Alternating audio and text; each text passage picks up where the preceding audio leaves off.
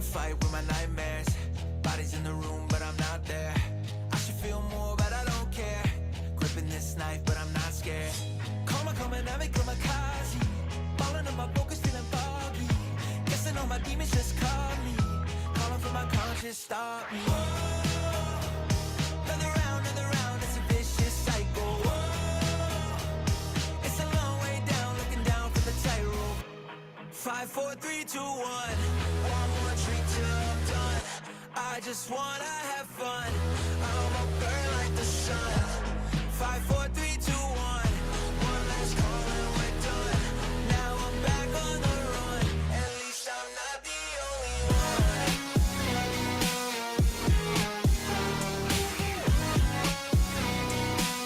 At least I'm not the only one. Dealing with the damage when the dance. Pretending that I'm fine with my fake friends. Make another mess like it makes sense. Just another grave that I lay in. I keep on falling 6 feet deep. Dirt on my name. Well, good evening, everybody. Welcome to another weekly buddy check-in with Project Refit here live on Facebook and all our different social media platforms.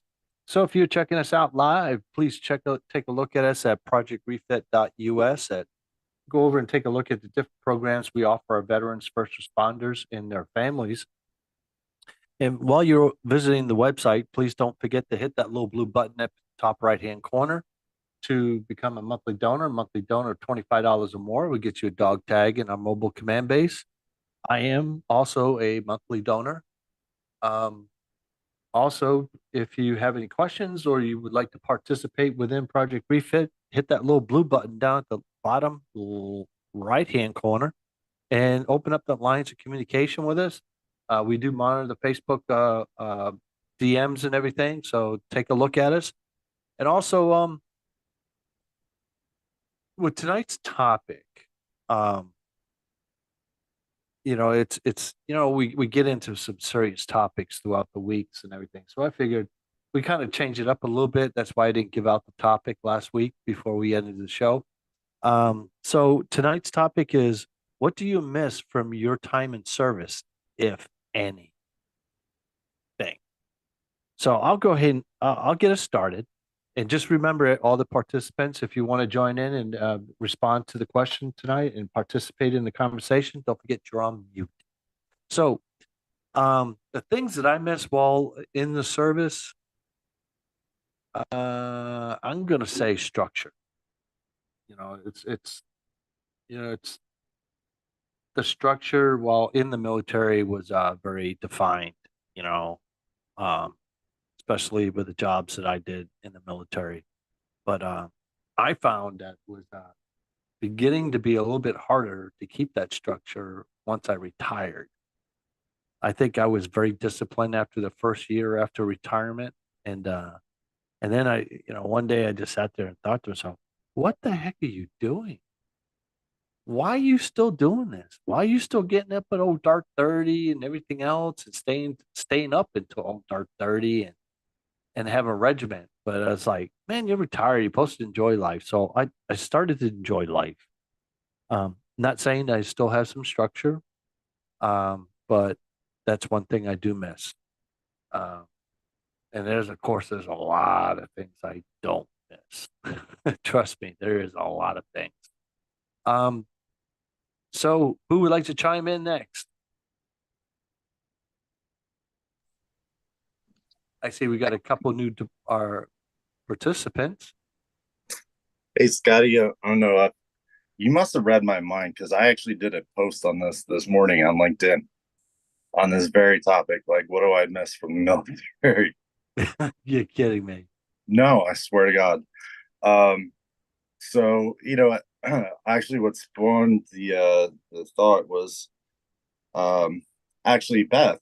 I was talking to her this morning about, basically her kids were going back to school today, first day of school, and only one of them basically has to wear a uniform. And I was like, made me think about, how much I always tell people, especially when I'm mentoring and stuff like that, people transitioning out of the military, and like, realistically for me, one of the hardest transitions for me going from the military to civilian lifestyle was knowing what the hell to wear every day, right? I swear to God, it was like the most painful thing, especially because I have no style, right? You know that, Scotty. Yeah. But like, so that was a major thing for me. But I actually went through and I kind of ranked them this morning. I said, if I had to rank, the things I miss, ultimately number one, first and foremost, is uh being part of something bigger than myself, right? Okay. Call it the mission, call it whatever, but being part of something, bigger than myself. Okay. Number two would be the camaraderie, and then number three is the uniform.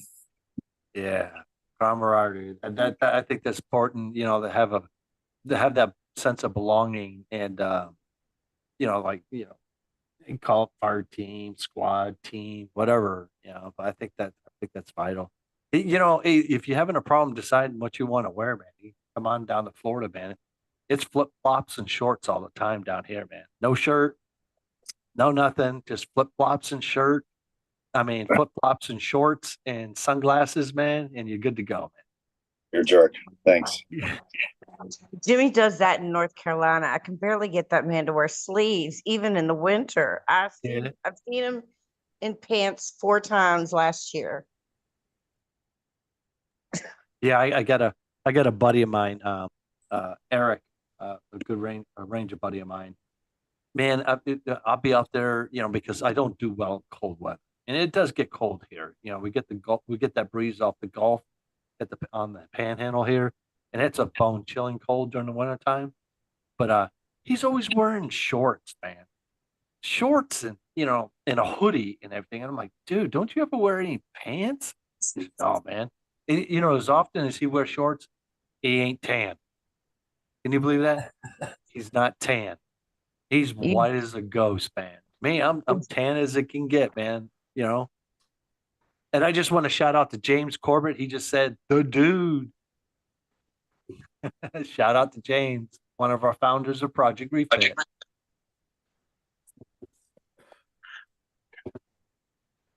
Anyone else? Come on, come on. Yeah, one, as Beth said, I wore pants 4 times last year, I think.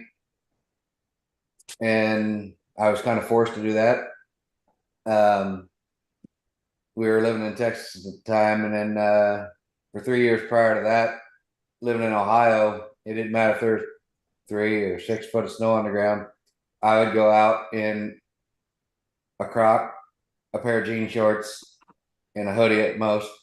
And people looked at me crazy because I was walking around in a croc with no sock on or anything in 6 Yeah. foot of snow. And I tried telling people, I've only got one leg. It takes twice as long to get cold. And that would confuse people. So, but as far as things that I miss, Scotty, I'm going to piggyback on you a little bit because just as you said it, that's right where I was going. Slightly more detailed, maybe, and say the not just the structure, but I was going to say the structured simplicity Okay. of life, because with that much structure, it really was a simple life. I mean, you had clear cut orders, clear cut job description, whatever, as far as that goes. You got up, you did your stuff, you fell out in the formation, you got your orders for the day, and you carried them out, or you had your meeting and then you went and you gave your orders to your squad or platoon or whatever, as far as that goes, and tried not to micromanage too much. Yeah. But Well, a good lead, the structure and simplicity of things was nice. Getting out, especially getting out and then having kids. The adulting is not fun. Yeah. Well, tell me, I agree with you on that one, brother. The one thing, it's it's also that sense of belonging to a tight knit group of guys. I saw this thing. I saw this. I forget where I saw it at, but somebody posted something where I was just scrolling while taking a break for the day. drinking some water while I was working in my garage. Someone says in the military, you all of a sudden you meet a bunch of guys, and then the guys that you meet, excuse me if I get this wrong, but I'm trying to remember exactly how it went. You meet a bunch of uh, crazy nuthead guys, and then you become family. Then you start doing things together, and you grow into a brotherhood and a family, strong knit, and then you accomplish everything. And it was all based around the military, you know. You could kind of say that even with first responders too, you know. So, Yalbert, how you doing, brother? Good to see you tonight. Yeah, it's nice to see everyone too. I just got back from annual training, not Yeah. the entire thing, but just for today. So I am a little bit exhausted, but otherwise I'm doing all right. Yeah. How are you?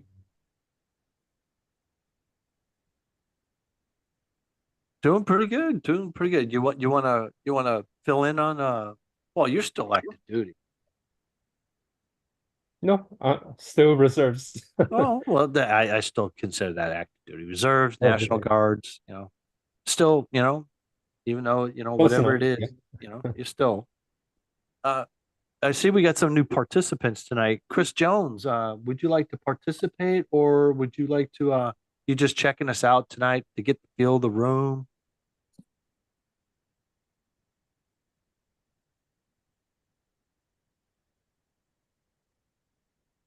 I think I, I don't know if he knows he's on mute still.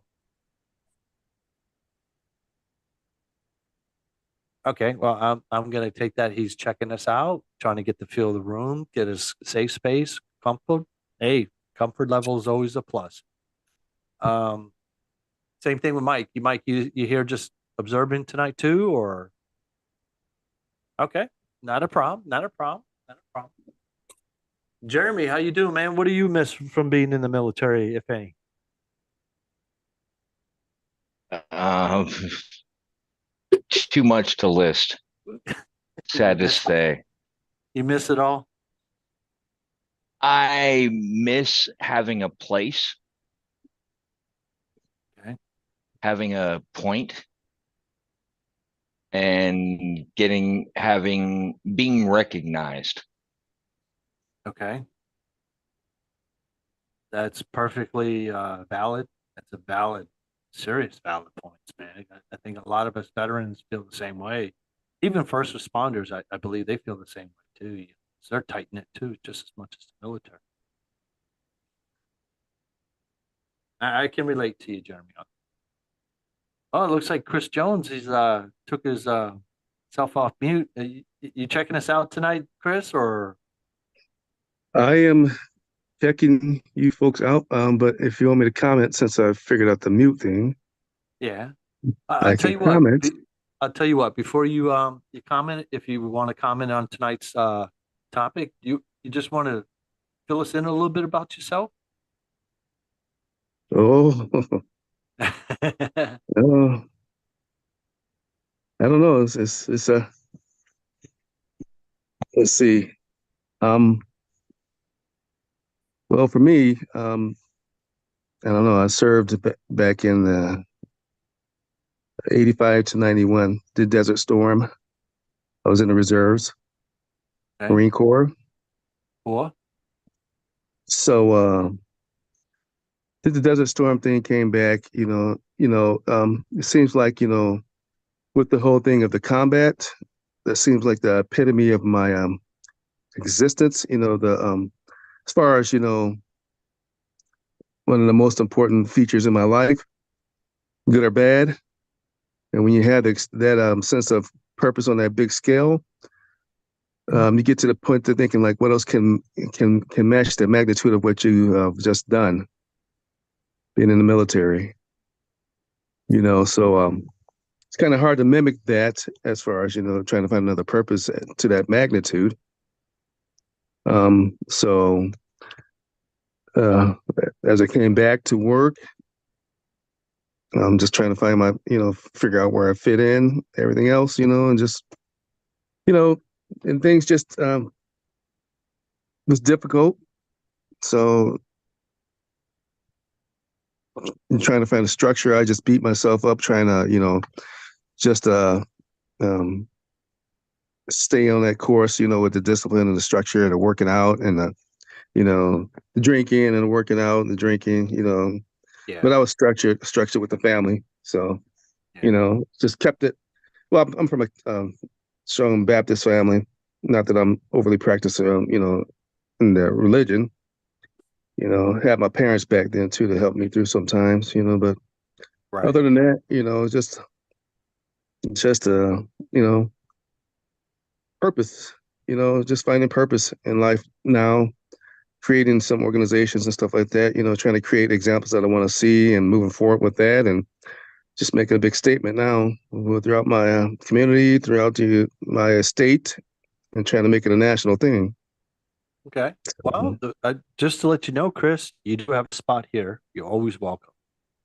Okay. You're always welcome here. Um, if you would like some guidance or help with a purpose, possible. Oh, I Right. got a purpose. Okay. I Project got a No huge Refit. stealing purpose.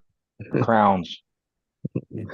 Project Refit is there. They can help. We got a purpose in life too. So, reaching out to all our veterans, first responders. So, And I'm trying to collaborate with Sean and try to, make some connections okay. and work with him. Or what's that, Bird Dog? What's Yeah. up, fella?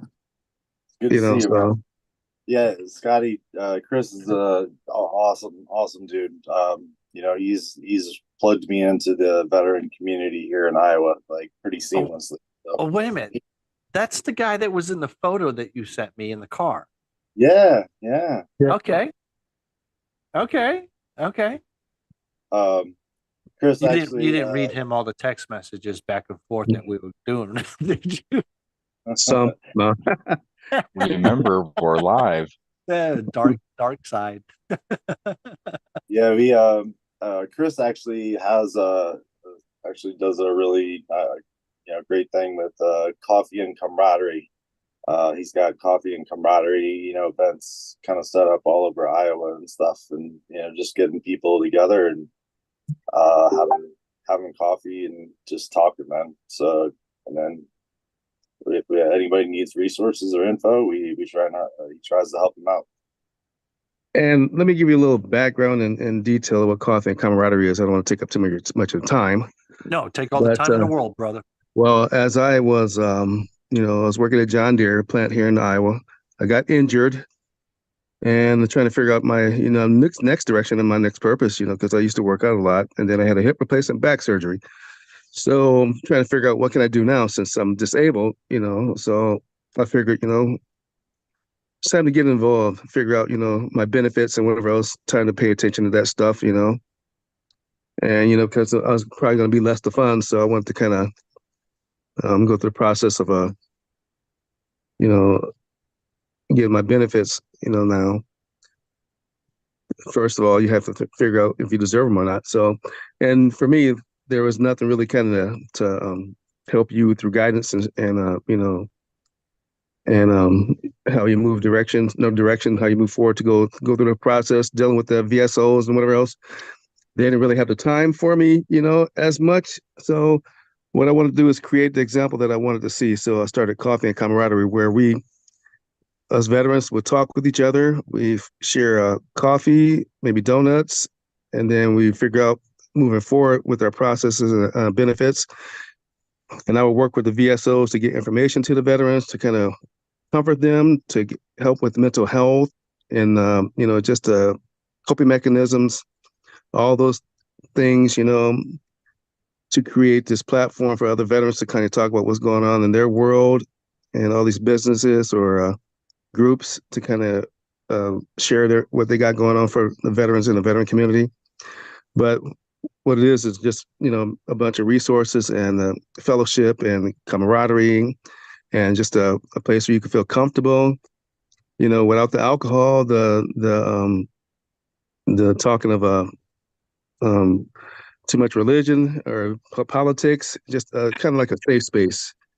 Okay. So it's been working good, and you know, I'm working with the head of Veterans Affairs in Iowa. So we're hosting an event at the Veterans Home here pretty soon. Starting to branch out to Minnesota. I'm trying to get something in St. Petersburg also. I'm trying to move it all around. But it's been going pretty good, and the whole concept is simple, and Sean was at a couple of our events, and we started one in a town that had a tornado a couple months prior to us getting there, and we're trying to establish something there. But it's kind of a place where you can assure that everybody's doing well, and make sure they're you follow up with them, make sure that they're seeking benefits if they need mental health, or if they need something else. You can kind of follow up with each other there. Okay. But it's really simple to get started, and we're trying to spread those out throughout Iowa. I think we got about eight or nine places right now, and just dibbling dabbling in it. So, we just trying to make it all in just incorporate all the different groups and the veterans organizations, and so it's like a big team effort. It's no animosity, no alienation of anybody. We don't want to welcome everybody who wants to be a part of it and share information. Okay. Sounds like you guys got a rock solid plan. Good deal, man. That's good stuff, man. We got to look out. We got to have each other's six, look out for each other. So, yeah. Yep. So that's my spiel. okay. So with our tonight's topic, if you want to, participate in it, what do you miss the most about your time in service, if any?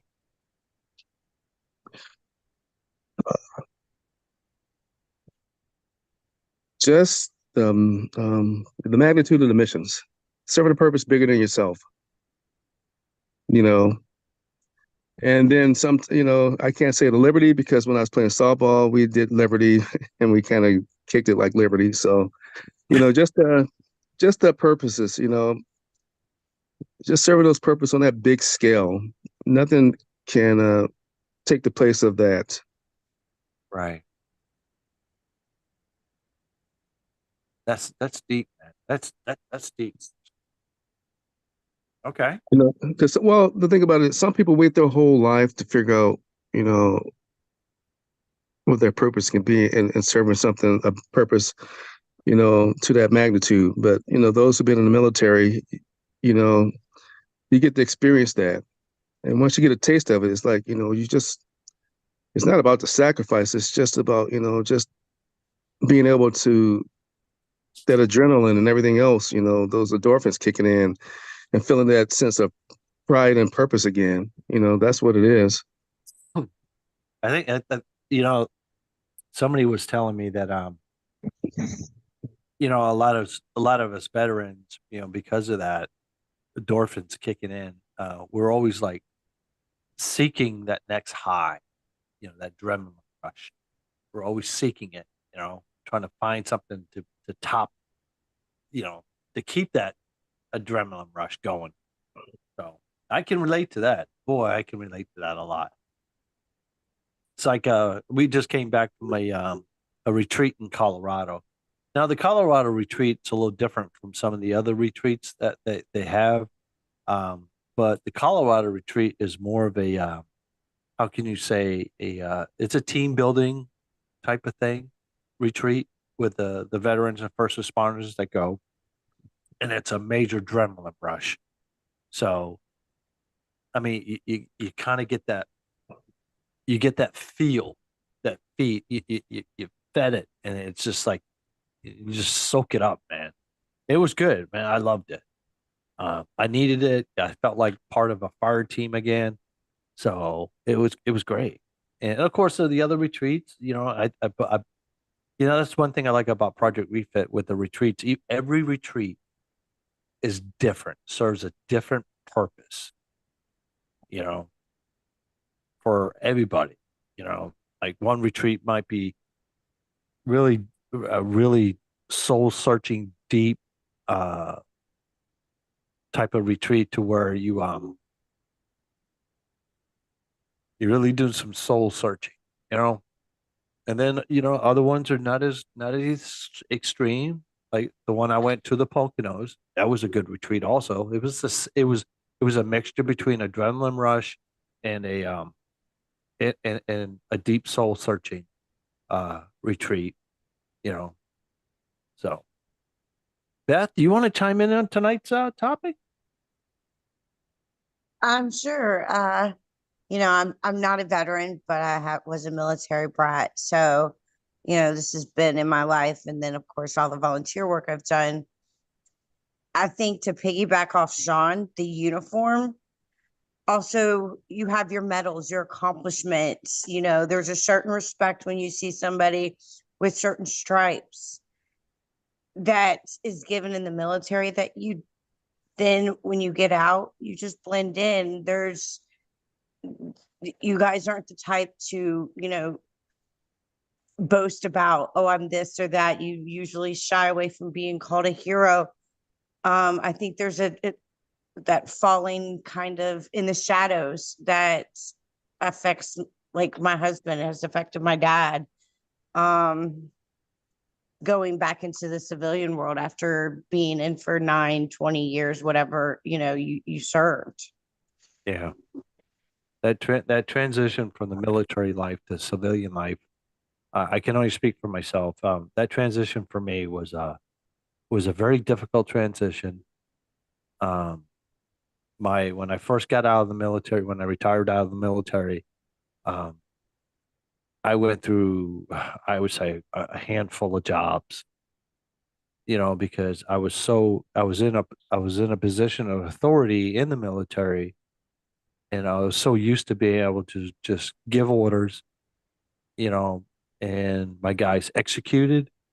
And after if they executed and they felt like they didn't agree with that order or agree with my decision, that's when they came back to me where we had an open dialogue on it, and I coming from that type of structure to going into the civilian life to where, you know, you get, I call it orders because, it's military terms, but you give direction in the civilian sector, and it's immediately why are we doing this? Why are we doing it that way? It's something I was never used to, and it took me a while. I mean, I lost a lot of jobs because the way I handled myself, I was like, blowing head gaskets. Like, what are you questioning me for? Just do as I tell you, because that's what structure I was used to. Until I had a good manager take me under his wing as I was going up through the ranks of management, and explain to me, he says, you have very strong leadership skills. You have very strong, common sense, book knowledge and everything else. I mean, and he says, but there's only one problem. You're too militant. When he told me that, immediately the light bulb went on. So I had to learn how to become demilitarized to be able to function in the civilian side. Once I was able to do that, I was able to take the civilian management style and the military management style and combine the two to become an effective leader. So, but that was a very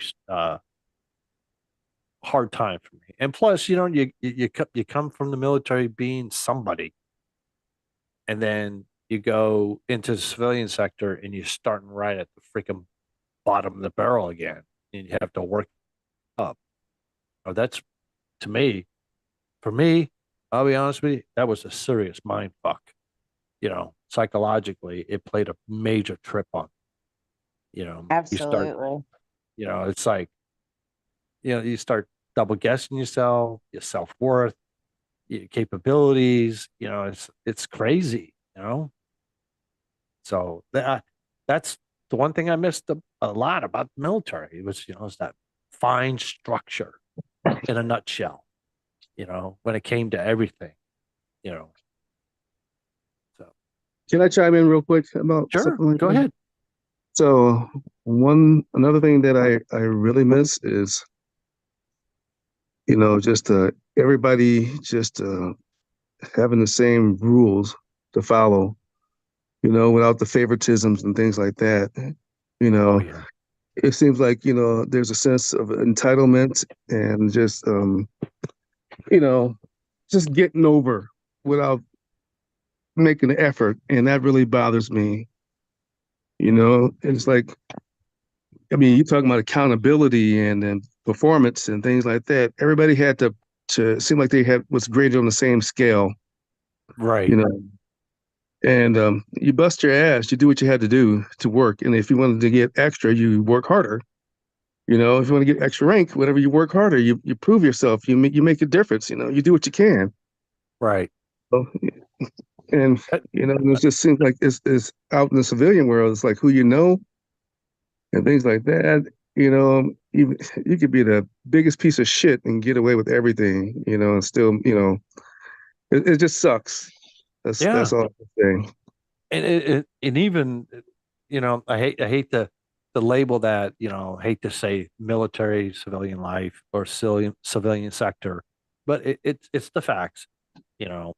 Like I noticed going up after I retired and everything, and I was in the civilian sector working, people felt they were entitled to everything. They didn't have to, like you were saying, they didn't have to work towards it. I'm entitled to making $20 an hour. I'm entitled to get that pay and do very little as possible. I'm entitled to that. So you're not entitled to nothing, you know? So, In the and I was, military, you knew exactly what you had to do to get the next grade. There were steps. There wasn't a favoritism. It was you do this job, you do these, make these requirements, you get your grade. Where now in the civilian world, like Chris was saying, it could be who you know, not even yeah, that you're doing a good job, not even that, you are the best person for the job. It's, oh, he's your buddy, so he's going to get it. yeah, I call that the good old boy system. You know, I've seen that a lot too. People get promoted over the people less qualified for the position get promoted over somebody that was more qualified for the position. It's like, and of course, I was told this a lot of times during when I was informed that I got turned down for a promotion throughout my career was you're overqualified. It's like, seriously? You're telling me I'm overqualified for a position? But you're gonna give it to somebody that completely has no qualifications, you know? So You think it'd be a win? You're overqualified, asking for the same pay that the underqualified person is asking for. right. You know, I agree with that too. I made a lot of sacrifices in salary wise just to be able to get the steps according to take the steps according to get to the position I wanted to get to, you know, so I had to make those sacrifices. So, they say that you work for the job that you want. You do more for the job for the next job. You work your ass off for the job that you really want. You learn the next job ahead. You start doing the next job ahead. And then they promote somebody else, and then they still expect that out of you. Right. It's like, well, fuck, if I'm not going to get paid that, I mean, and you just going to just easily pick somebody else over me, and I'm not going to do that work anymore. Let them do it. Right. But I, they want to hold you accountable for that, but they don't want to hold the person they put in charge accountable for that. right. And something I lived by one philosophy while I was going up through the ranks of management too in the civilian sector was I always acted and performed myself to the next level that I wanted to be at. Like if I was an assistant manager, I performed like a store manager, or a general manager. Okay. And I dressed accordingly too to the position above me, you know. And it got to a point, it's like we've capping on what you said, Chris. It's like, wait a minute, you you want you don't want to promote me, and you want me to do this job and give you more, but you're not going to pay me more or promote me. No, it don't work that way, you know. Because any Joe Schmo off the street would do it, you know. But sometimes, you know, it's a double-edged sword, Chris, with us veterans when they hire us because they know we're always going to perform higher standards because that's the way we are. That's the way we were trained. That's just our culture. So when we don't perform that way in the civilian sector, then they, like you were saying, Chris, they try to hold us accountable, but they don't hold excuse my French, the deadbeat accountable Yeah. that should be. But going back to those team building skills like you talked about before, you know, that's what you're trained to do is, you know, somebody's not doing, you get in there and you figure out how to get it done. Mhm. You don't just wait. You know, you're part of a team. You know, somebody's got to do it if you're not gonna. I mean, if they're not gonna, Right. you know, and it's difficult because, you know, you want to get the mission done. Your mission focus driven. That's what we are. We're mission driven. You know, what is our goal? What is our end goal? You know, our end goal is to get this certain things accomplished. If not, you feel like it's incomplete. And I know a lot of us veterans, you know, if that's an incomplete job, we don't feel like we've done anything, and we have a degree of anxiety, you know, towards that mission and those goals. You know, I agree. so I agree. 100%. Come on, Bird Dog, chime in here. I know you're Navy, you know, you're not Army or Marine, you know. Yeah, I'm smarter than you guys. That's all. Oh.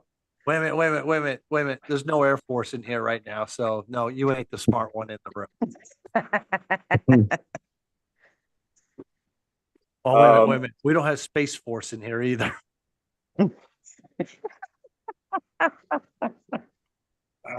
Oh, wait a minute. I don't see. comment. Oh, wait a minute. Oh, that's right, Bird Dog. You were part of the Coast Guard. What? Oh, He's not part of the Coast Guard. I worked with the Coast Guard, but I worked with the jarheads and crayon eaters too. oh, here we go. Oh, jarheads and crown eaters. I think They're the different next species. I think the next event you got with Chris there, Bird Dog. I think Oh, here we go. My goodness. Yeah, Oh man. I You know, I actually just that's my jar. I That's how actually many saw fucks I have left. Stay away from my crowns, all right? I actually saw shit. I actually saw the greatest thing I've seen in a while. Thank you, Beth. I love the picture of the crayon. Was it? I gotta drop it in there. The crayons. oh my If you crack God. on crayons, Here we go you again. lick the window. Now you have a rainbow. Wait a minute. Wait a Mhm. minute. Wait a minute. Wait a minute. Mike, what branch of service were you in?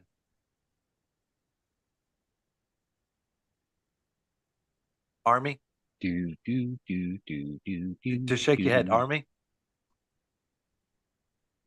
No? That's a yes. Oh, yes. Okay. I really couldn't say it. He's All saying right. who? Huh? Okay. All right. All right. Just checking. I just wanted to make sure we didn't have another Navy guy in here. Yeah. Oh shit. Well, what were we talking about again? He's talking Yeah. about me. Oh, yeah. I think next time you and Chris have an event together, you know, he's really got something for you. He'll give you some crayons to eat. Well, I got a lot of events. I don't know if he's going to participate in some of them. Yeah. But I do a lot of events. I do like throughout the week, and then I'm going to do a event, military appreciation night at a high school football game. Welcome the veterans out there. So I do a lot of things. Nice. Staying active, brother. That's good. Too active, you know. But you know, the thing about what I do with coffee and camaraderie, I think that's something that I would like to share with everybody who's willing to do it. You Yeah. know, I want everybody to experience that camaraderie, that fellowship, even the bullshitting with the crayons and stuff like that. You know, Yeah. and just hearing the veterans talking back and forth. You know, with the different branches and shit. You know, that's the part of the lingo we love to have. Yeah. You know, But it's like that stepbrother, we could talk shit about each other, but no one else outside of that can, Right. Right. you know. And then, just to helping them, make sure they get the benefits that they deserve. I went 30, 20, 30, almost 30 years without knowing I had fed benefits on the table. So I help so many veterans now get 100% just to let them Good. know that you deserve this. And I work with the VSOs in different areas, and I work with the head of VSOs now, but Nice. the most important thing is, how in the hell are they going to know if no one talks to them? How are they going to know about certain things that's going on in the veteran community if no one says anything or talk to them or bring them to an event like what I got? Something that I think that's one of the biggest things that comforts the veterans is education and just resources and information. Oh, The trust me. rest, I agree with you on that one, Chris, because excuse me, I'm an old tyrant. When I got out of the military, when I was fixing to retire, you know what my VA briefing was during my, my out processing? Find the nearest VA facility near you. Done. that's it. And they stamped my clearance papers so I could get out of the military. Yeah. That's That the was So same my, thing we did with Jimmy. Yeah, it's about the most they did with me is like when I was going through the med board and everything, they the Walter Reed and Bethesda both wanted documentation in double and all that as far as that goes. And I get out and it wasn't until 3 weeks or a month later when someone finally told me that the VA would accept my amputation from Walter Reed and Bethesda because it was a given, so to speak. I'm missing a leg, so they couldn't really fight that one. But the hearing loss, the vision loss, testicular cancer in O2, all the scars, the blood clots, memory issues, TBI, all that stuff, the VA wouldn't accept the military's rating on it without a VA doc saying it first and verifying everything. And it took me 3 months to get all the appointments set up and done. So I went from active duty pay to military retired at 60%. So I went, $3,000 before taxes a month to like $500 a month at most for 6 months because no one told me that I needed to go to the VA and have them verify everything. Mm-hmm. There was no cross communication as far as that goes. Oh, yeah. It was a And headache. it took 2 years before we found out about Social Security as well. Yeah. yeah. Chris, just But- real quick, I was going to ask, who was you with when you was in? That's a damn travesty. I mean, you fucking gave everything for your country. Like, oh, that makes me so mad. We found out this weekend, there's other things that he qualifies for that we didn't know when we made a connection with a lady who kind of does what you do, Chris, giving out and helping people with their VA stuff. She was Yep. like, oh, wait, you're not supposed to be on that medical insurance. You're supposed to be on this. You shouldn't be paying for this. You should be getting this. And we actually are in this community and help people and help educate people. And there's still stuff we don't know.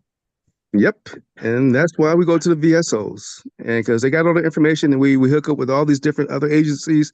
We have them come and speak, not too much, like one or two, speak for about 5 to 10 minutes each time, and then the veterans talk, but if you don't get that information, how are you going to get the information if you don't bring them to you?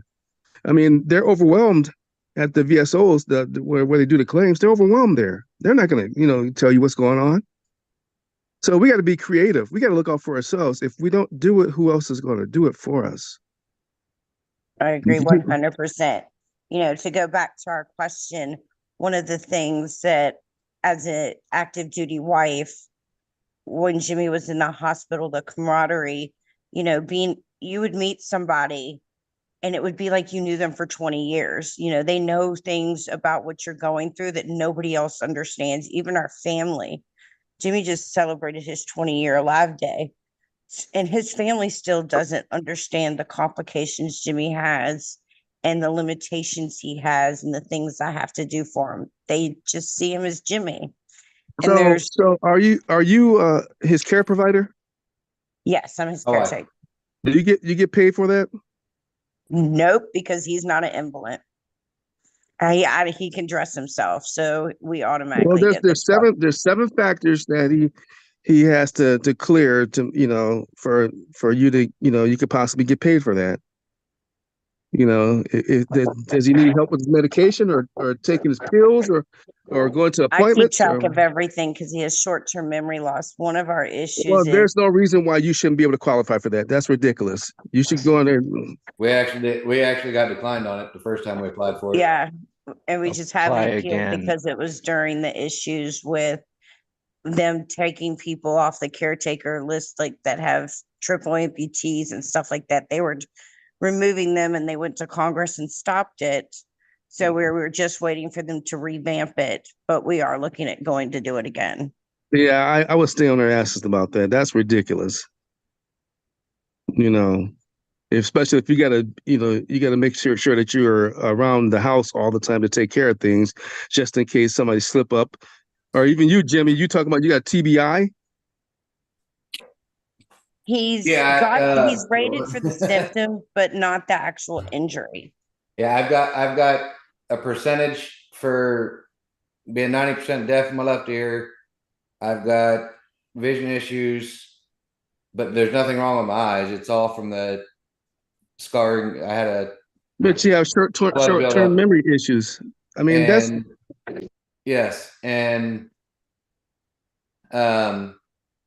hearing loss, vision loss, memory issues, all that stuff has a percentage to it, but TBI itself isn't in my ratings and all that. you need to find a different VSO or somebody because that's ridiculous. To us, crazy because obviously hearing, vision, and memory all deals with the head. So how do I not have a TBI, but I get rated for everything? Right. Turn around, show your scar. You need to find somebody else. Yeah, that's ridiculous. You need to find a different VSO or somebody, And don't give up on that, man. Don't give up on that shit. That's ridiculous. we had one person, same time when we was looking at the caretaker program, we had one person tell us that we could reapply for it, but if it got approved and was something, even though I'm at 100%, if it was something that would technically change a rating, because she's been under me in the VA or whatever, as far as that goes, as being my beneficiary or whatever you want to call it, for what was it, 12 or 13 years at the point that we were talking to them. They said that if it went through and was approved, that 12 years that we had together, towards like death benefits and all that, to get to the 20-year mark so that you get full death benefits, blah, blah, blah, or she would get full death benefits, that would reset to year one. I don't know how in the world that is some BS. Bullshit. And that's BS. Yeah, it was confusing, and it didn't surprise me as far as something that like red tape bullshit that the VA would pull in one way, shape, or form. But at the same time, it's like, how does my rate, something that even though I'm at 100% plus, so it's not actually going to change my rating because I can't go up past the 100%. But are you permanent in total? Yes. So what in the hell is the problem? Your shit's not going to go not down. Wanting to do paperwork. That's it. That's all that was, is them not wanting to do paperwork. The VA is always going to deny you, and because they want to know the people that don't fight back. So are you working with patient advocate at the hospital? I haven't been involved with this the VA here in North Carolina as much as of yet. Granted, we have been here for like 8 months, but it's been a hectic and busy 8 months for us as far as it goes, and they're like an hour away now. But we just transferred in here. I think I got set up at the VA in February. So I've gone to a few appointments, but I haven't like really talked to a whole lot of people. So let me ask you a question. So how mentally frustrating is this for you? Highly. You know, and you're 100%. Yes. Just think about the others who can't even get shit done. Yeah. You know, at least you have a group that you can kind of interact with now, correct? Yes. Just think about the ones that's out there that's lost, that don't have shit. Yeah. That's why we do what we do just to give people a place to come and help. And we're working on finding resources like the VSO and other things to help people, because we have a page, the Crayon Eaters, Oh and my God. it's Here all we go. about support and I am a that's Crown Eater, so I was with second time First Marines and second time Fourth Marines. So Right on. they started calling us Crown Eaters instead of fighting against it. I know. leaned in. I just leaned into it. But you know, I just find it just very is, you know, for the veterans that's out there that don't have, you know, don't know about certain things, you know, just think about, you know, they lose their job in the civilian world and they can't take care of their families and stuff like that, you know, and then they get frustrated and then they want to take themselves out because they feel like they don't have a purpose, or you know, they can't do things anymore. Yeah. Absolutely.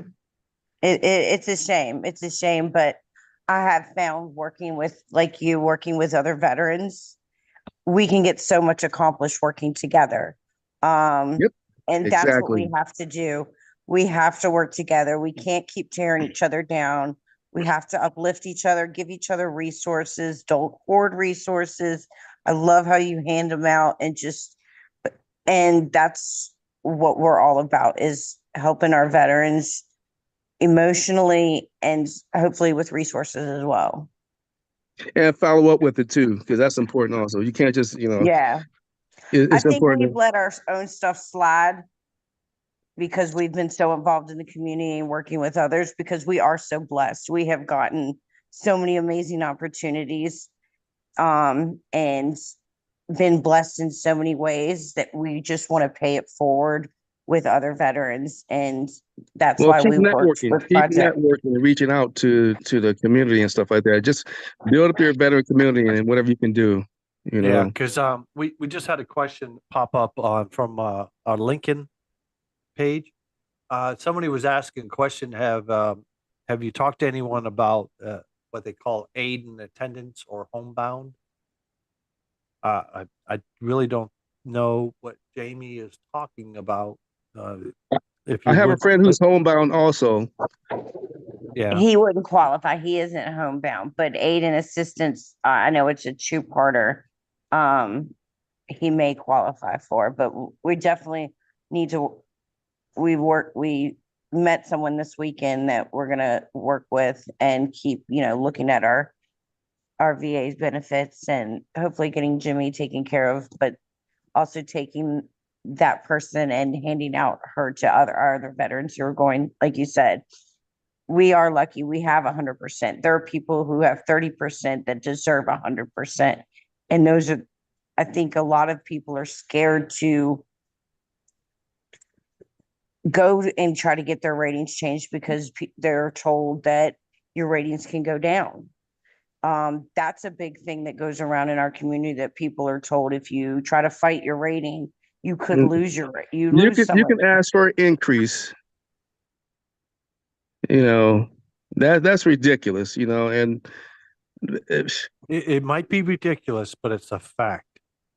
It is a fact that some of these guys are dealing with this issue, because I've known a couple of the guys that fought and kept fighting issues. They got downgraded. yeah, it happened to me too, because you know, not because of that, but because I didn't go to an appointment. Yeah. You know, but I stayed at it because I felt that, you know, if you keep if you keep documenting things, showing document and no improvement, they can't take it away. They can try. I mean, there's no evidence that's going to support that. You're just going to have to appeal things. You know, but Yeah, that's that's what they want to do is create fear within you and anxieties and stress. Right. But You're in the 100% meantime, right. you can appeal it. They still took it from you. Yeah, you need to get hooked up with the right people. Right. Because, I agree with that 100%. And you should know who's your networking people, your VSOs and whoever else you know, the all those people within that chain. And I think this is also a good that we're talking about this tonight too, because as being the military, this is some of the things, we miss. But the thing that, that really gets to me is I'm glad that we have veterans looking out for veterans and wanting to help out and networking and educate and help them get the ratings that they deserve. But you got companies out there that want to say, hey, look, we're going to take 45% of your back pay. It's like, dude, the veteran needs that money. I don't think anybody should have to pay an outside agency to do anything. I don't think, because we have these networks of veterans. So, okay, she just commented saying downgrades happen because of not being consistent with your appointments and care. Yeah, we highlighted that already. And it's like, I guys, I wasn't always 100% when I got out.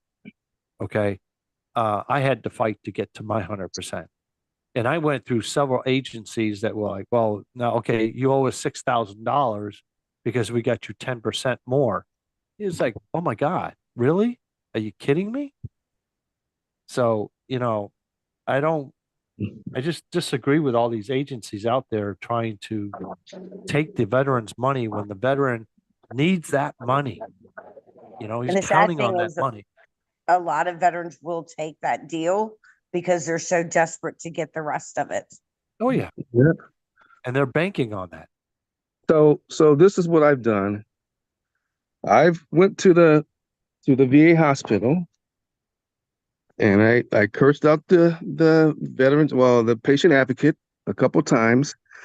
I'll take my patients to emergency and let them know that they're not being taken care of properly, and they'll do the full physical, mental, emotional, and whatever else, physical, physical. They'll examine everything because they're not taking care of them appropriately. So to me, it's a crisis. Yeah.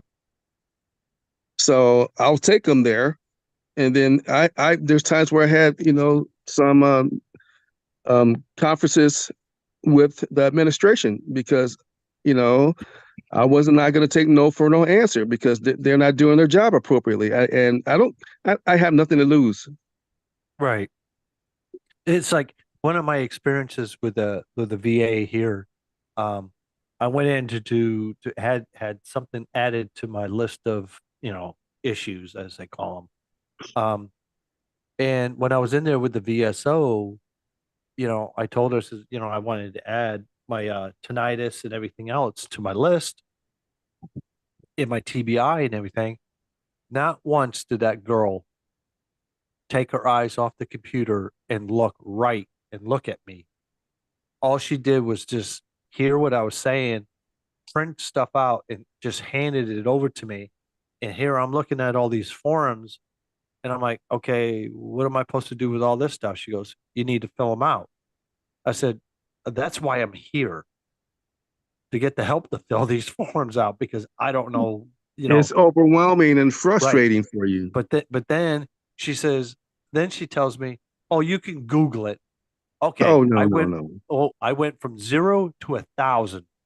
And I about had every veteran in that facility clapping because I was like telling this girl, I said, look, you're a freaking government employee. If you don't want to do the damn job and help us veterans, then you need to get out of the job and let someone else do the job that cares.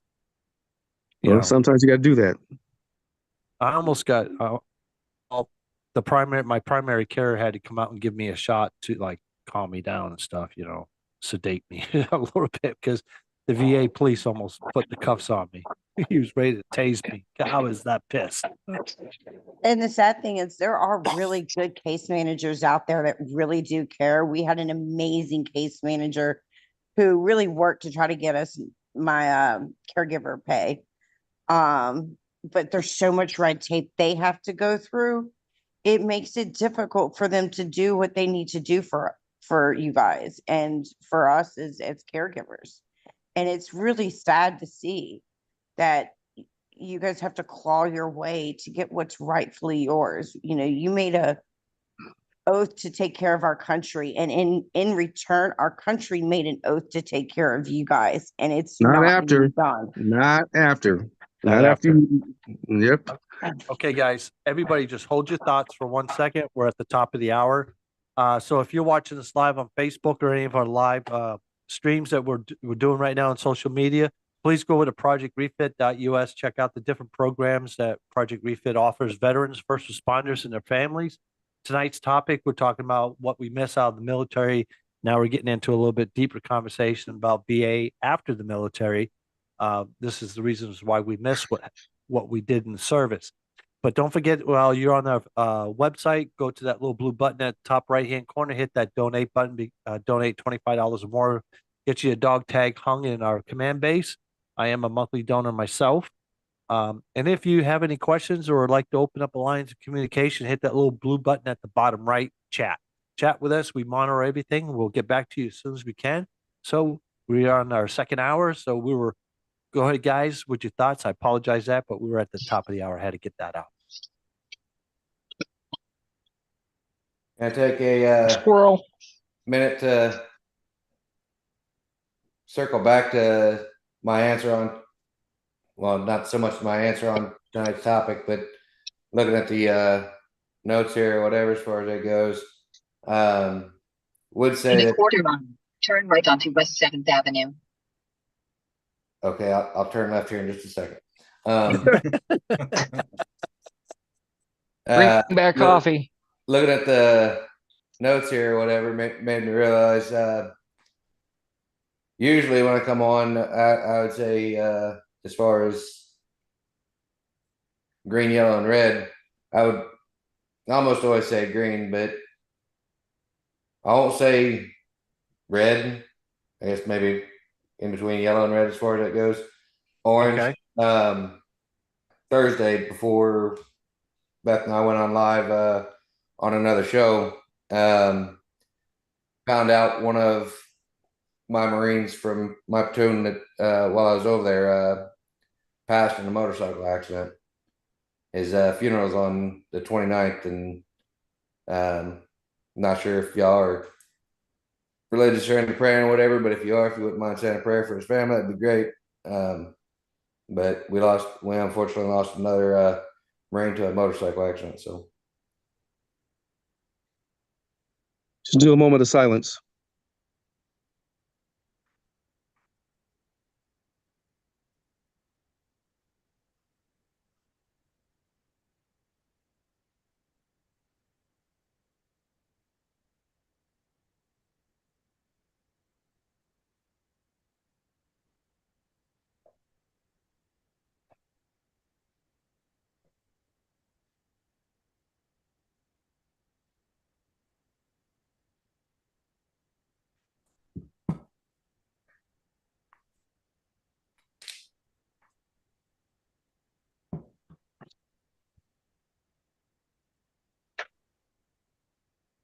Sorry to hear that news, Jimmy. thank you. Yeah, that's rough. In that, it brings back up the topic of tonight as far as things that we miss. It's, I guess it falls back to the whole camaraderie thing, and you join with complete strangers, you become a team, you become a second family, and then everybody kind of goes their own way and splits, but you never lose that connection. Even if you're not necessarily in touch, you don't lose that connection. And it's unfortunate situations like this that kind of bring that up and make you realize that, you know, someone you ain't talked to in 20 years, but you served with them, called you up and said, "Hey, I need you." Most of us would do anything we could to help in some way, shape, or form. And it's that type of relationship that is highly missed. You know, because that person that you serve with, you know, especially if you've been, you know, traumatized in certain experiences and stuff, they know about more about you in details than your family does. You know, they've been through some more difficult times, and you see what they, you know, they're all about in those difficult times. You know, and I could count on them for that. Yes, sir. You know, and it's important that, I mean, that you experience that at least once in your life, because, you know, it's the ultimate team, the ultimate family. You know, and it's kind of hard to replace that. So sorry. Something they said last night that resonated with me is you see the absolute worst in humanity, and then within seconds, the best of humanity. And you experience that with the brother next to you that I'll never understand. Even as a wife, knowing all of the stories, knowing everything he's been through, I won't understand it the way one of you understands it. You know, and you don't have to understand it. You just keep supporting your veteran, you know, and understand that there's might be some things that they might be able to express and explain to you. Oh, You there's a know, lot of things. There's a lot of things we can't express or explain. It's just you have to be there. You have to experience it. yeah. And Exactly. all the other can do is support it, you know. Well, we could play devil's advocate with that. You can support it. You try to support it, but I don't think really it's hard to support something like that because one, you can't really truly relate. You can have the empathy and sympathy, but really support. I mean, I think we're like for me, yeah, my family can support me, but it's not. I'm grateful for that, but it's not the support that I'm looking for. And to be honest with you, the support that I am looking for, I can only get it from a fellow veteran that's been through the same shit or similar. And I see such a difference in Jimmy when he's talking to another veteran versus talking to a civilian. And it's a therapy I can never pay for. Right. And or afford. Oh yeah. He, the way I support him is I know there was difficult decisions he had to make, and I, as a human being who's never been in war, can never judge, know, or understand. And for that, I give him grace. And for that, I love him and don't look bad upon him or judge him because I wasn't there and I can't say what I would have done in the same situation.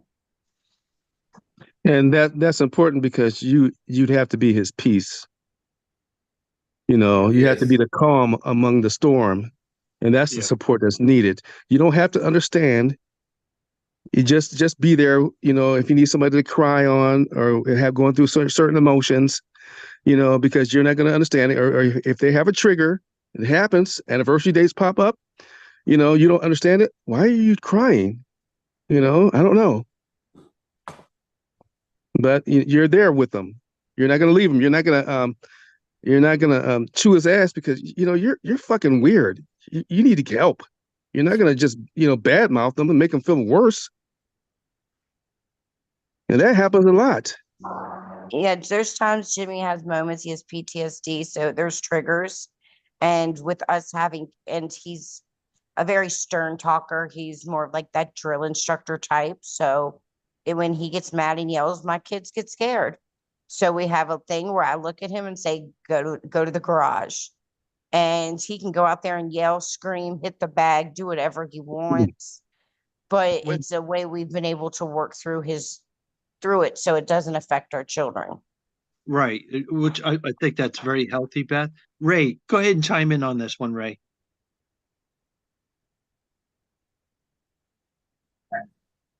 Hey guys, so There. I came in the middle. I don't know what everybody's talking about, but for me personally, like when I'm having a moment and I don't want to talk about it, it's just that I don't want to talk about it because I don't want my loved ones to understand it. And like that's like the like if not me, who else? You know what I mean? It's like kind of like I did what I did because if not me, who else? Right. So that's my burden to bear. And like your gift is like you didn't have to experience it, and I don't want you to have to experience it. Um, Well said, Ray.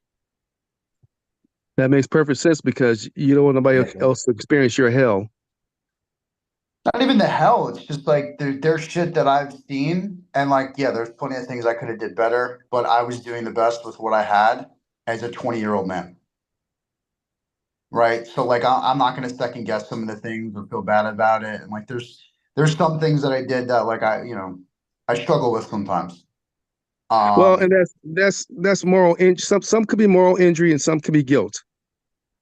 You know, but you had to do what you do. Had you do what you had to do at that time because that's what your brain best situated to make those decisions at that time.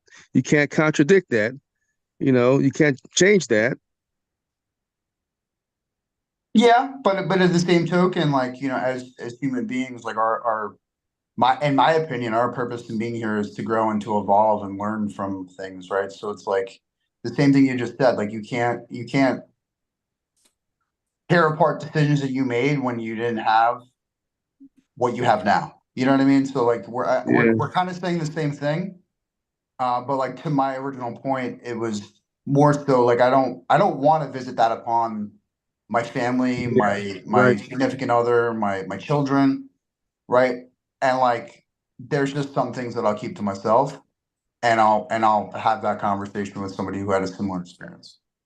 And that's why it's important to have that camaraderie, that bond, of somebody you can kind of reflect upon because if you want to be around people who understand what you've been through. I mean, I use this analogy. You can't talk football with the person who's a golfer. You know, you miss it. That's, If that makes any sense. I like that how you put It that. made perfect sense.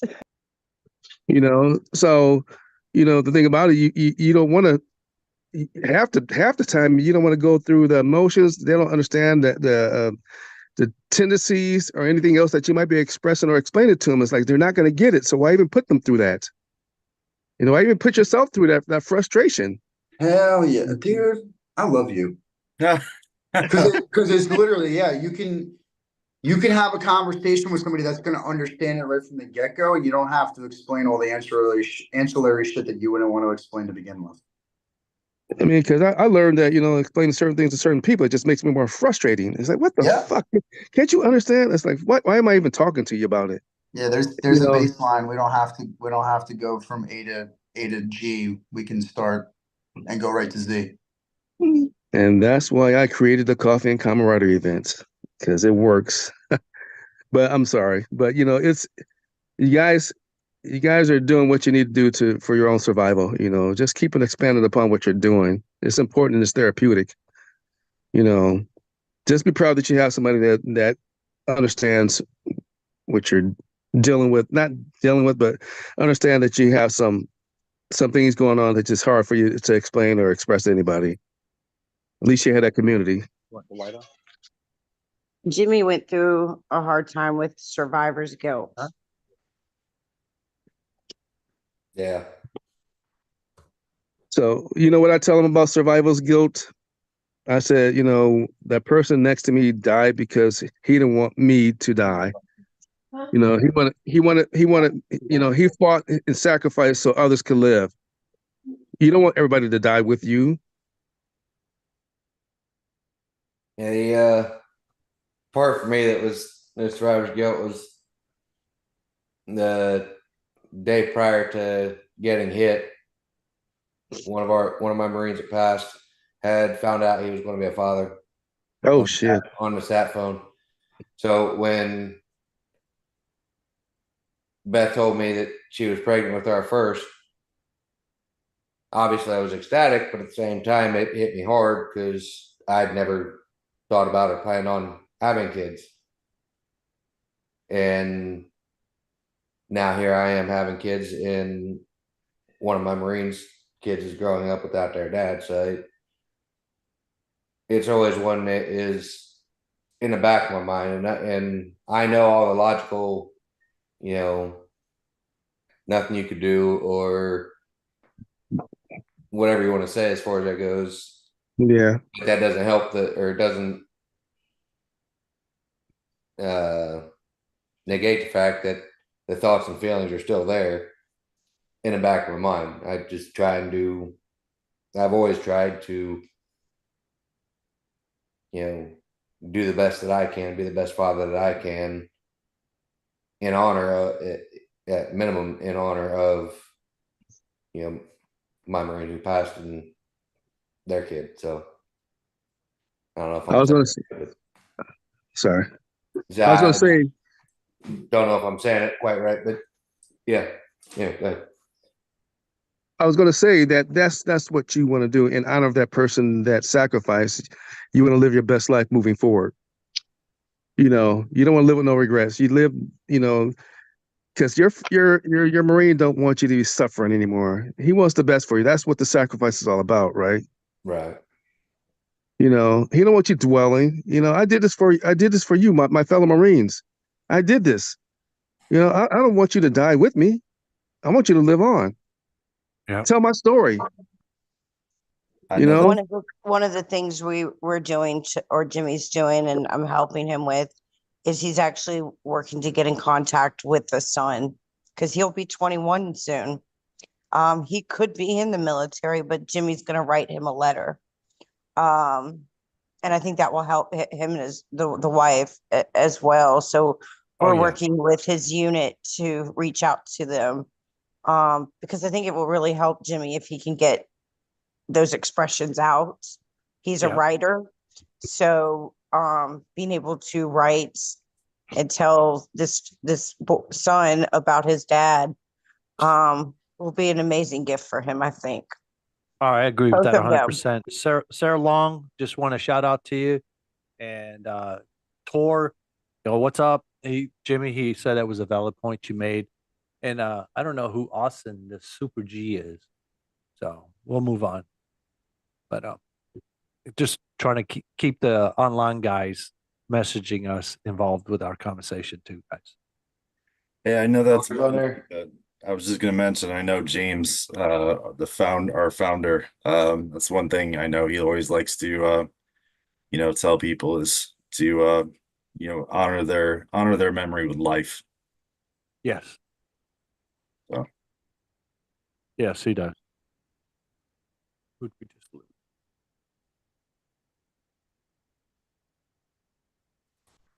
Oh, we got another.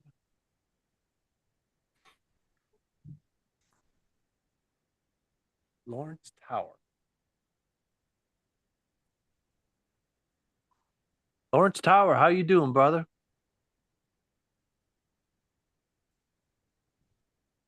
He's up.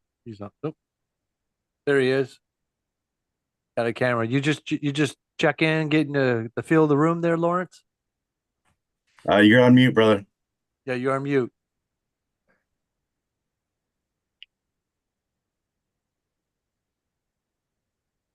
We'll give him a second. Technical difficulties. Sorry about that. Oh, you're good, brother. How you guys doing? Pretty good. Pretty good. Yeah, I've never been to one of these meetings, but I was in one of the vet rooms and I was told about it, and I was at the gym earlier, so I didn't have any service. But yeah, how you guys doing? Pretty good. We welcome you. Welcome you very much, man. Welcome to our weekly buddy check-in. So I tell you what, since we've been just chit-chatting going on about the things that we missed while our time in service and everything, or the things that we don't miss. Won't you just tell us a little bit about yourself? I'm a retired Navy corpsman, Fleet Marine Force FMF corpsman. retired back in 2022 November timeframe, and now I'm just going to school for healthcare administration, trying to finish up my degree and go into a master's program. But yeah, working on hopefully get into a master's program on doing mental health therapy counseling. Oh, okay. So I guess Bird Dog don't have to feel so lonely now. He's not the only Navy guy in here. Ooh, I'm finding them and I'm tell them to join up so I don't have to be lonely in here.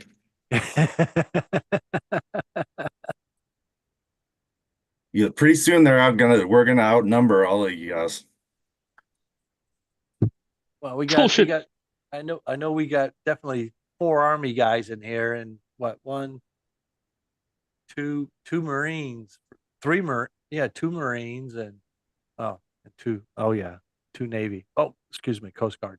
You know what? Just stand by. One of these nights, I'm gonna do see if I can get the local AMVETs to do a call here because the Navy guys far outnumber all the other branches.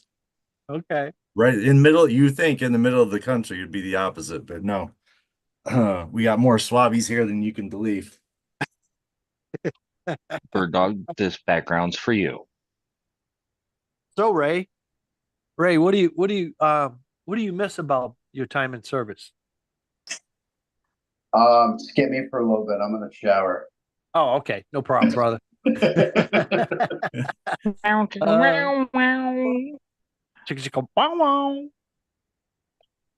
Well, what else you got? And then Tor said, Ray, can you turn on your camera for us real quick?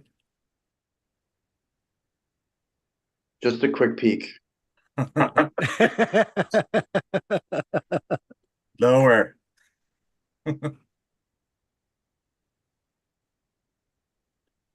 Hey, he was asking what type of show? Oh, what type of show, Ray? What type of show is it? It's a peep show.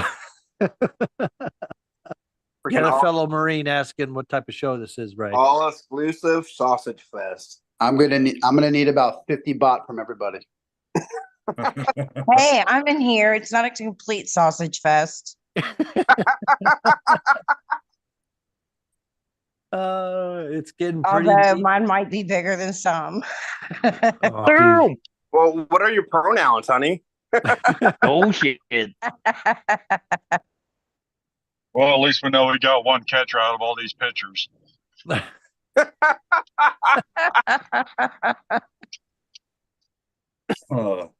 Jimmy, I can't believe you're not sticking up for me. How dare you let these men talk to me this way? You open the barn door, Beth. Come on. I know, I do every day. Jimmy's nothing but smile. I've been sitting here with come back a couple times and didn't realize I was muted. You know what? This is just like a sneak peek into Crayon Eaters, y'all. If you haven't joined already, it's entertaining. Well, in that case, I'd have my camera on if I wasn't there. Yeah. If I'm completely honest, I'm really surprised that Beth is being PG still. So we got to keep it some way. So, Scotty, what was the topic? Okay, the topic is, what do you miss the most from your time in service, if anything? I mean, what do I miss? I mean, being able to literally walk out of my door and go left or right and have like a ride or die person to hang out with. What am I, chump change?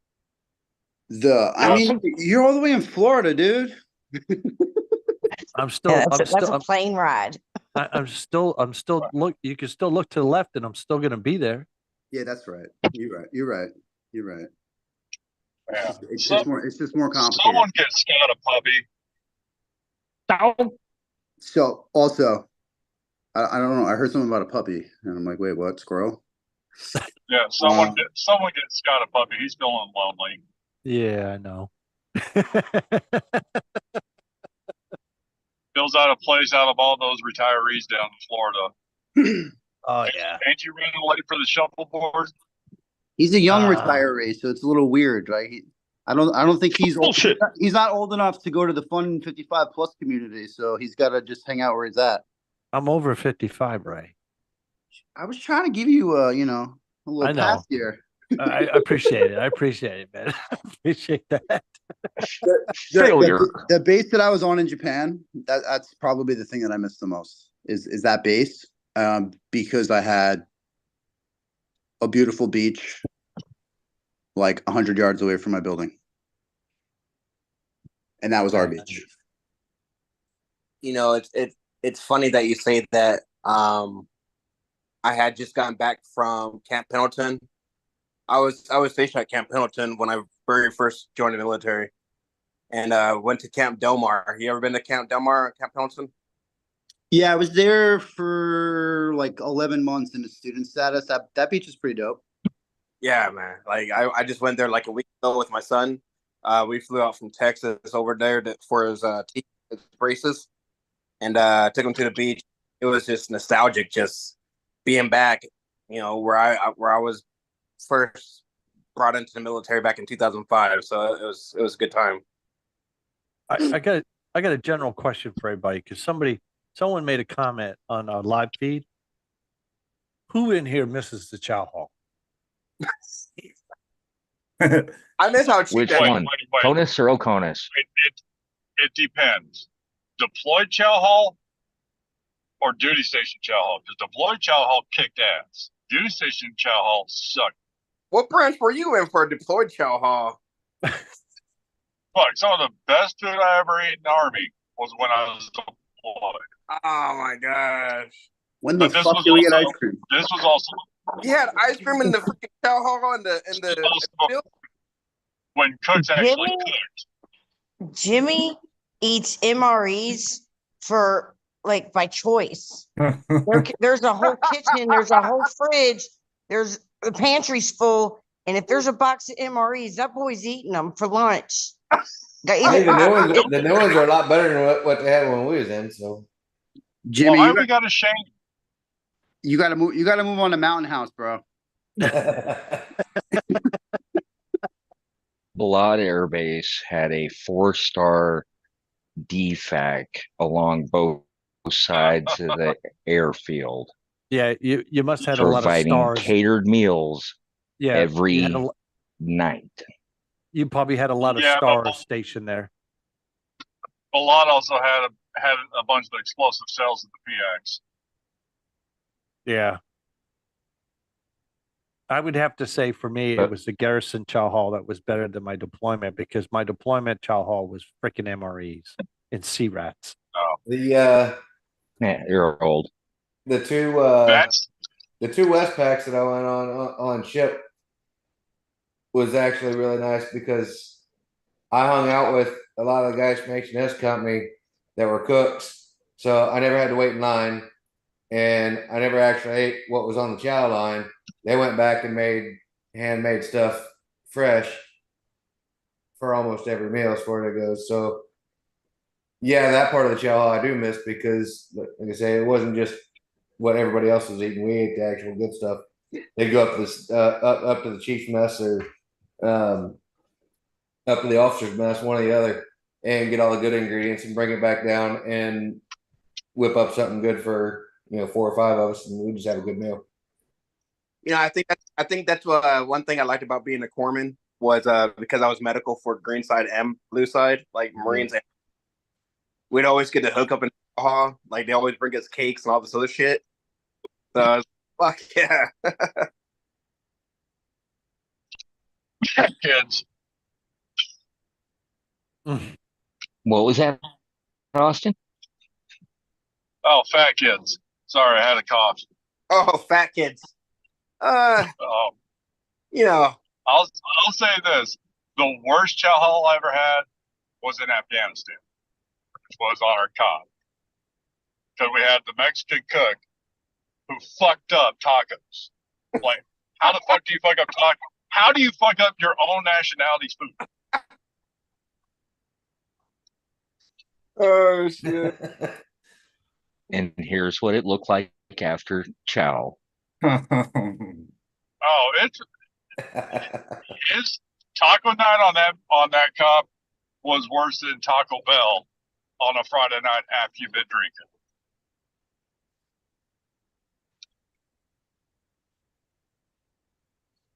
You know, But then you get down to like LSA Anaconda, LSA Warrior down in Iraq, Midnight Chow. That was the shit. you know, the worst chow, but yet the most satisfying chow when you were getting steak and lobster, because I haven't had steak and lobster fucking forever, and then the time that you get it, you knew that some bad shit was going to come down line.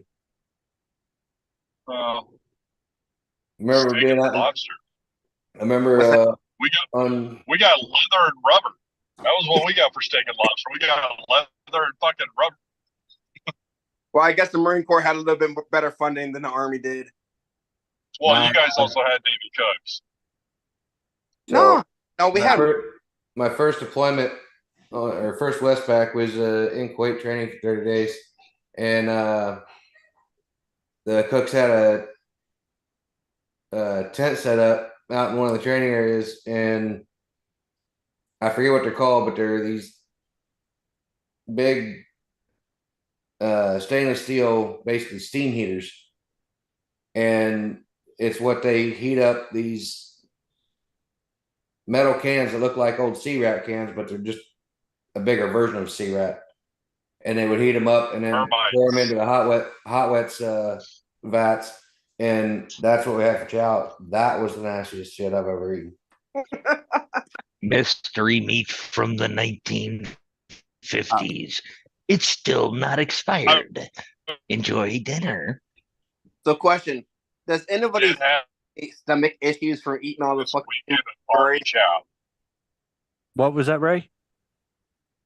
I'm gonna change gears here. So I can't think of like a good DFAC or like a chow hall that I like ate at like with any kind of consistency.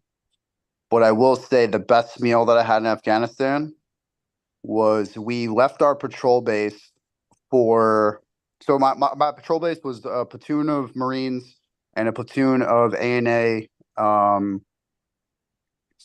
What were they? Like the not their SF, but like their commando unit, like a little bit more trained and whatever. And we went back to the battalion's forward operating base, and we stole literally everything that wasn't bolted down. So we got mail and like all the other stuff, and bags of cement, whatever. And we raided the Connex box, the refrigerator. We stole, I don't know, 6 or 7 cases of chicken, some steaks, and some other food. And we cooked it on a grill that we made out of a HESCO, like the metal part of the HESCO barrier. Yep. And a Law Rocket ammo can. And yeah, we ate good. That was a great meal. That was the best meal of that deployment. Nice. Okay. We had too many eyes on us my first deployment for us to really do anything. But unfortunately, yeah, we had all the hierarchy and generals and stars dropping in to make a name of them for themselves due to the patch that I was wearing. Good old 101st. And for those who brought up LSA, catering food only started early 2000 mid 2003. First 6 months we were deployed, we ate C-Rats or not C-Rats, the long drawn out boiled products and MREs. Everything kept getting blown up when they tried to transport in shit, up until Saddam Hussein was found in a hole.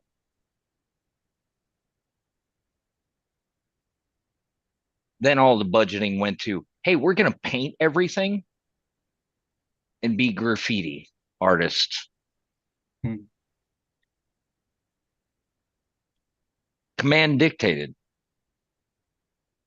So for food wise, in the Navy side, the food was horrible, with the exception of I went on tar ship, right? Basically reserve ship, right? So we had a detachment of Marines that came on board, and oh my God, the Marine cooks were amazing. It was like the food quality went from crap all the way to all of a sudden it was really, really good. And then as soon as they left, they went back to crap again.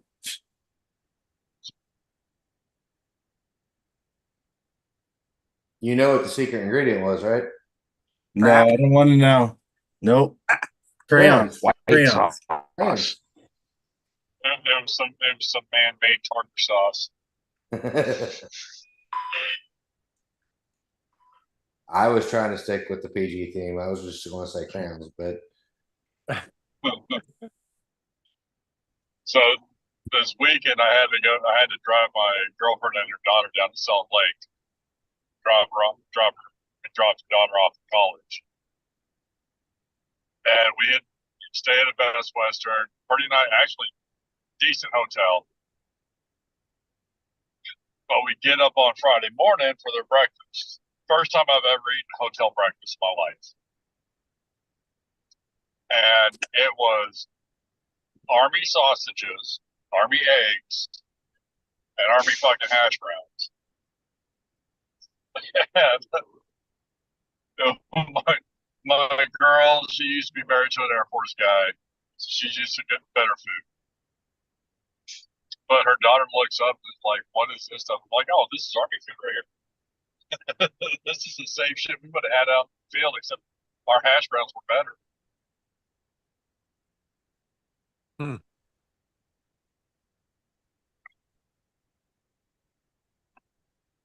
Jimmy, What? they're saying that you have an ironclad gut if you're eating MREs for snacks. yeah, pretty much. Yeah,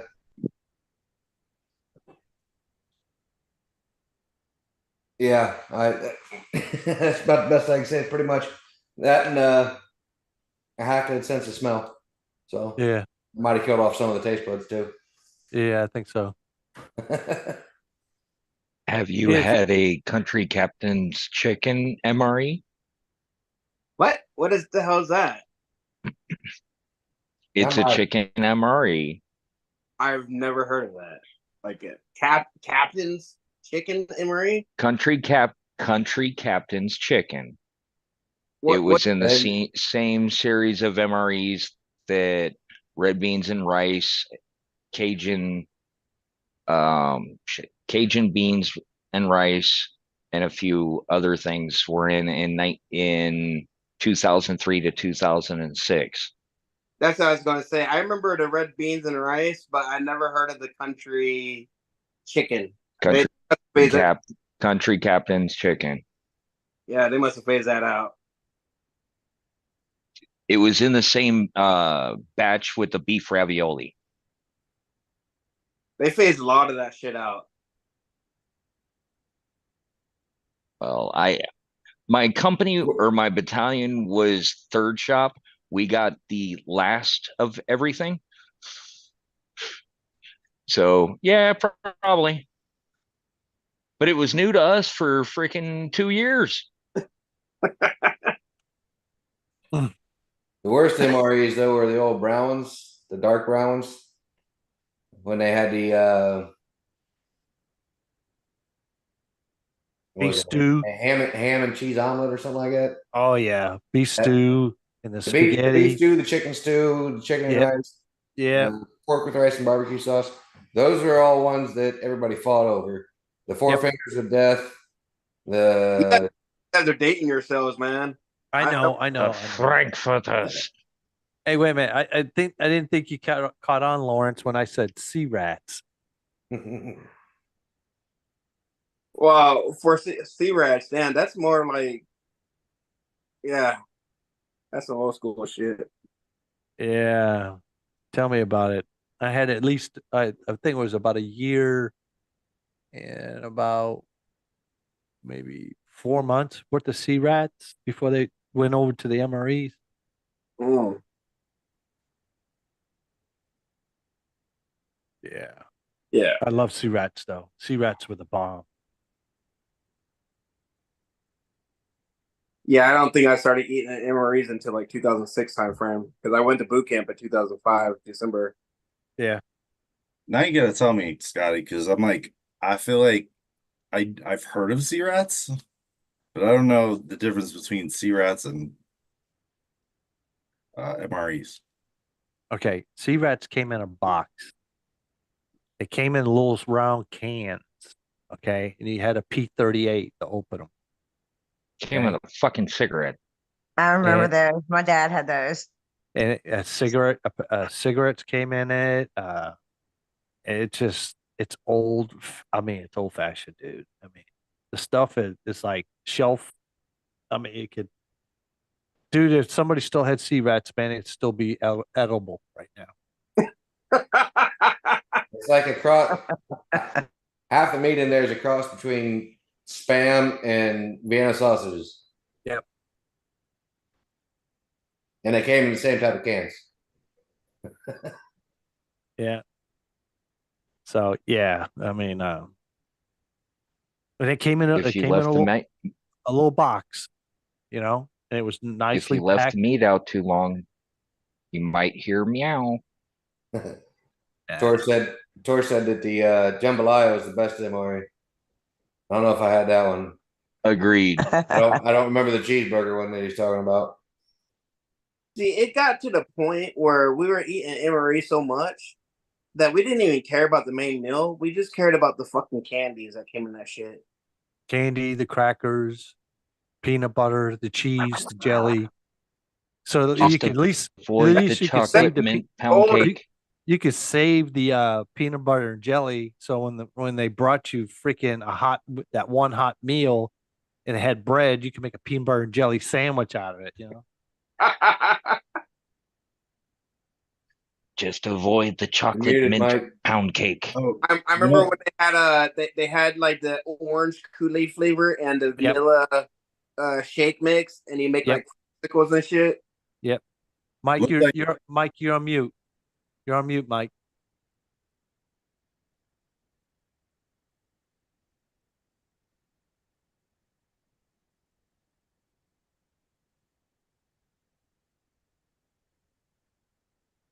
I think he's trying to figure it out.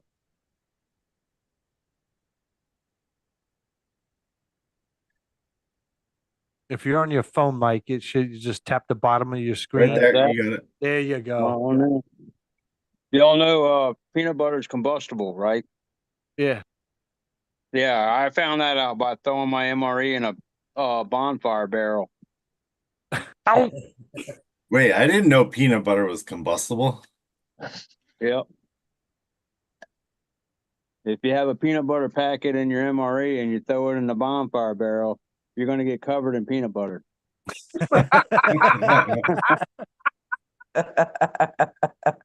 Oh man, that's awesome. I'm gonna have to try that next time I come down to or next fireside chat with Scotty. Yeah. Oh shit! I know. I said I was just thinking that too, Sean. I was like, that's gonna happen at my fire chat. I'm just gonna go buy a I'll pack tell of you peanut what. butter and see. I tell you what, you guys can do that, but here's the thing though. You got to stand right up close to the fire, as close as I do. The first one that runs loses. Yeah. Or hops away. I say, I don't have to worry about it.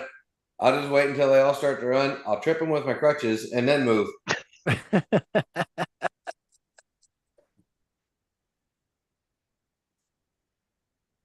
Make MRE bombs with Tabasco in the field.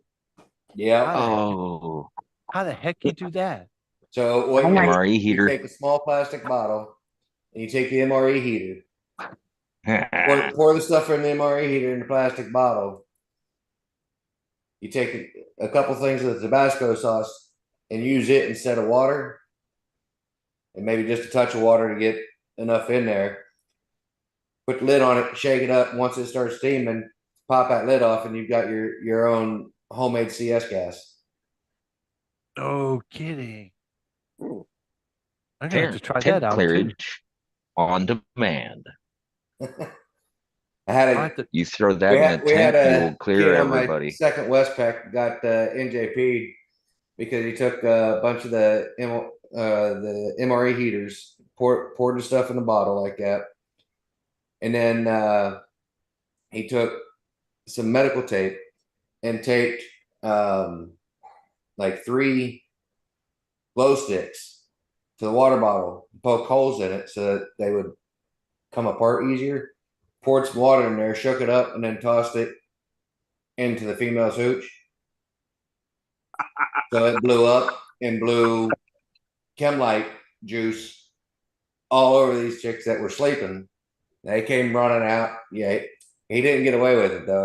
He got busted down NJP, thrown in the brig on ship. oh, that's hilarious. Right before we hit Thailand. Oh, That's man. hilarious. That's fucking funny as fuck. I think so They too. didn't think it was. Oh my gosh. NJP for that. Wow. That was some MacGyver ingenuity. You have to at least give an A for effort. Yeah. Now, for clarification, NJP is equivalent to Article 15? No. Well, That's UCMJ. I think Which one? it's more of a, It's similar as far as I go. Non-judicial punishment. He got 30 days in the ship's brig. Like it's summarized? Loss of pay and loss of rank. okay, it's like a summarized. Okay, so it is like an 15. Article 15. Yeah, Yeah. it's they can do it at company level instead of having to Summarize. Yeah, it's a summarized Article 15. Yeah, that's summarized.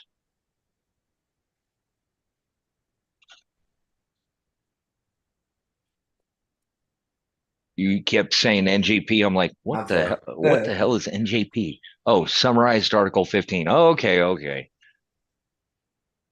Us Army people a little non-judicial slow. punishment. Yeah.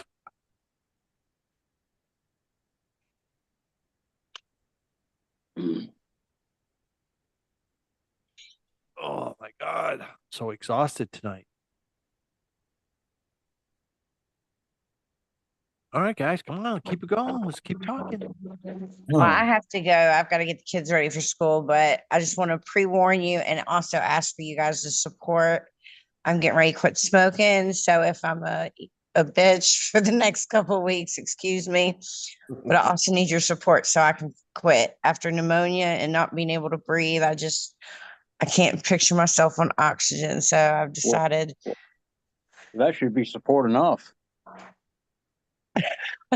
You know, I mean, that would be incentive for me to just not do it anymore. Yeah. Yeah, that's breathe. that.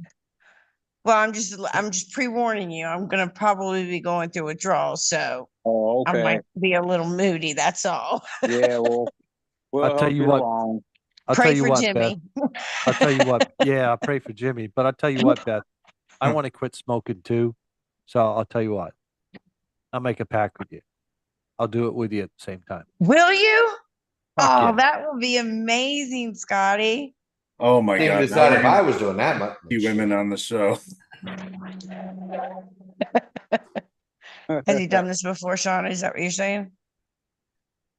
No. Oh, okay. So I'm just saying you're we're gonna have shocked.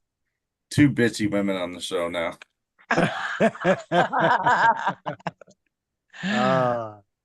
Yeah. Well, thank you, Scotty. That would be awesome. I definitely will help you and support you any way I can. And if you support me, Jimmy's gonna have to quit too. Yeah. I'm forcing him, so all 3 of us will be quitting at the same time. But Jimmy's done it before. He's good about it.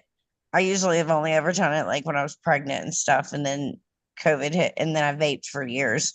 But then COVID hit, and I needed a cigarette after being locked down with my circus. Well, I got one plus. I got one advantage though. I got the patches and the nick. I did get the patches too. I've got them.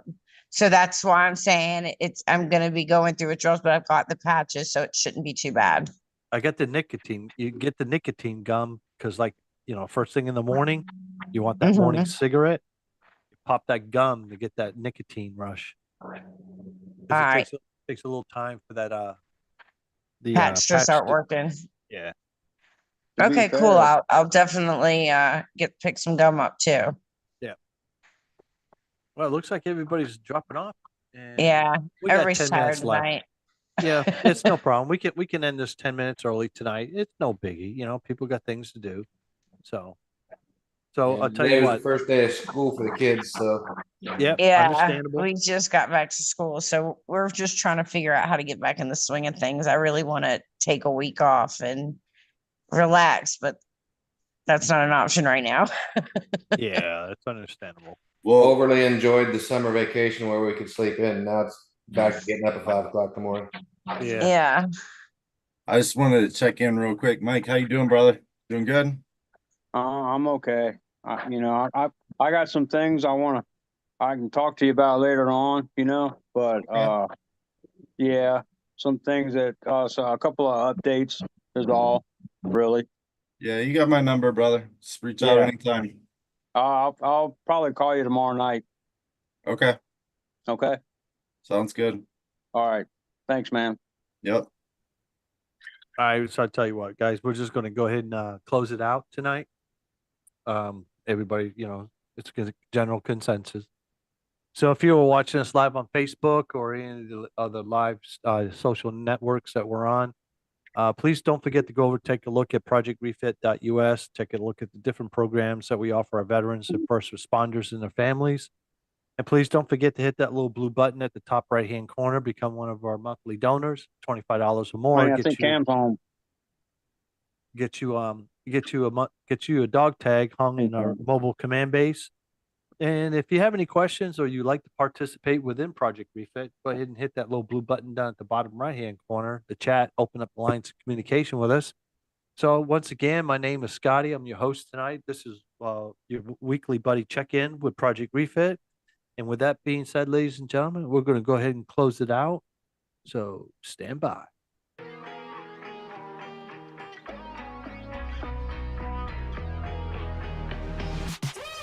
Always in a fight with my nightmares. Bodies in the room, but I'm not there. I should feel more, but I don't care. Gripping this knife, but I'm not scared. Karma coming at me, kamikaze. Falling in my focus, feeling foggy. Guessing all my demons just caught me. Calling for my conscience, stop me.